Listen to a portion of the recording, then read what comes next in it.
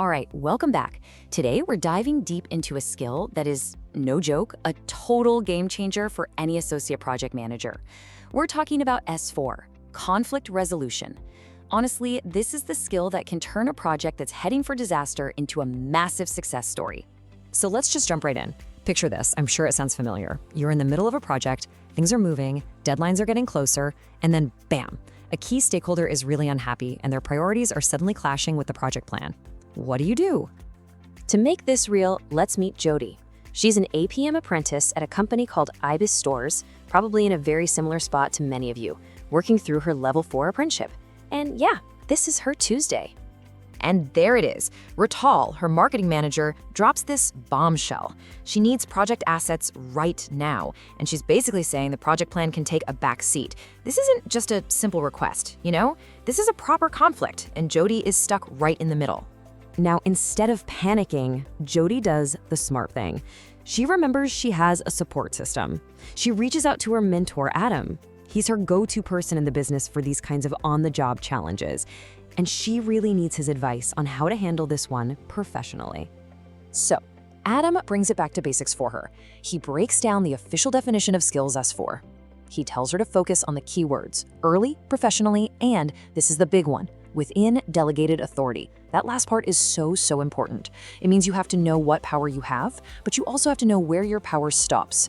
This whole thing isn't about winning an argument. It's about navigating the problem like a pro to protect the project, all while playing by the rules.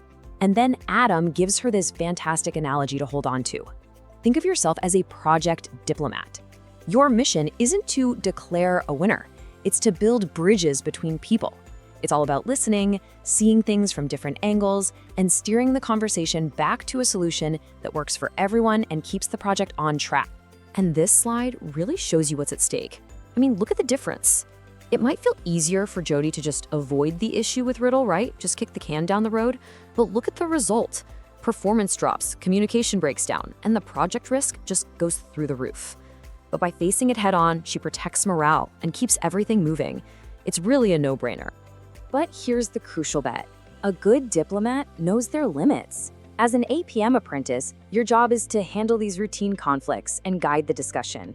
But you probably don't have the authority to say, change the budget or the project scope all by yourself. Knowing exactly when to step up and when to escalate the issue to your project manager, that is a massive part of mastering this skill. So how do you actually get good at this? Well, Adam gives Jody this brilliant 5-step roadmap. It's perfect for an apprenticeship journey. You start by just observing and understanding. Then you start applying the skill with a bit of help, and pretty soon you're confidently handling these conflicts on your own, and you're able to explain and justify your decisions. This is literally the path from apprentice to skilled APM. Okay, so armed with this new framework and a big confidence boost, Jody takes action. She doesn't just grab Riddle for a quick chat in the kitchen.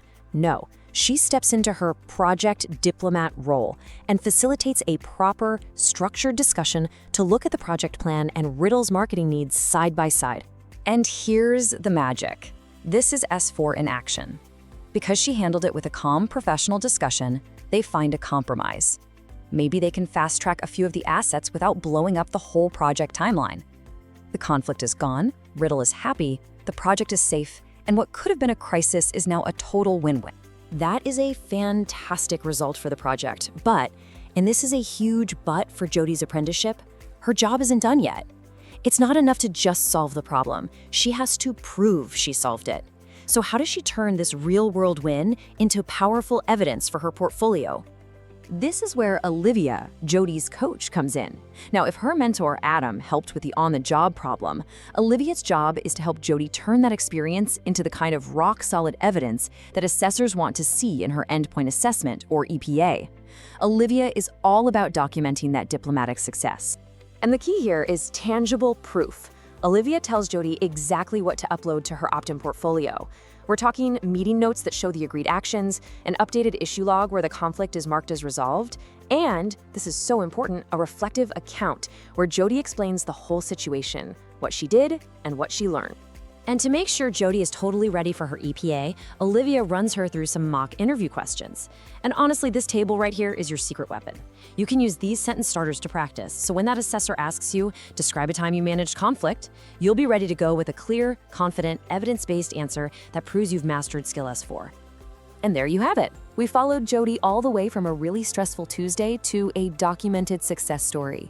You now know how to understand conflict, how to become that project diplomat to resolve it, and how to prove you did it for your apprenticeship.